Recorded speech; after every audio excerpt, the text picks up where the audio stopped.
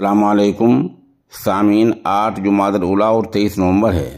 خبر کا عنوان ہے قاری محمد حسن کا انتقال، انا للہ و انا الیہ راجعون۔ خبر کے لیے مولانا سالم الحسن نعمانی مانڈی سے ہمارے رابطے میں ہیں۔ وہ بتا رہے ہیں کہ قاری محمد حسن کی عمر تقریباً 48 سال تھی اور وہ مغربی اتر پردیش کے ضلع مظفر نگر کے گاؤں تاولی کے رہنے والے تھے۔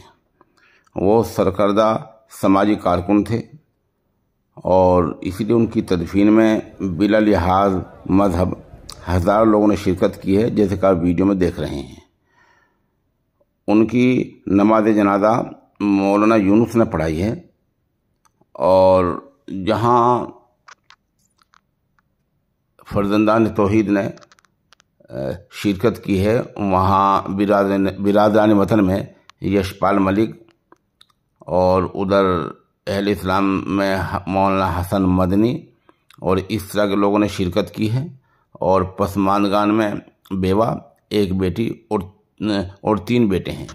مولانا سالم الحسن نعمانی کا کہنا یہ ہے کہ مرحوم سماجی کارکن تھے اور غریبوں کی خدمت کیا کرتے تھے، اور خاص طور پر اپنے سماج مسلم جاٹ برادری کے بہت بہترین ترجمان تھے۔ انہوں نے ایک بڑا کام یہ کیا ہے، جو بہت سے غریب بچے تھے جن کے پاس اونچی تعلیم حاصل کرنے کے لیے پیسے نہیں تھے، وہ ان کا کچھ بندوبست کر دیا کرتے تھے، قوم سے کچھ تعاون حاصل کر کے ان کو تعلیم کے راستے پر گامزن کر دیا کرتے تھے۔ دور حاضری میں یہ ایک بڑا کام ہے۔ بہرحال ہم سے ایک سماجی کارکن کھویا گیا ہے اور چلا گیا ہے۔ دعا کیجئے کہ اللہ تبارک و تعالی تلافی معافات فرمائے، مرحوم کی مغفرت فرمائے، اور اللہ تعالی پسماندگان کو صبر جمیل دے۔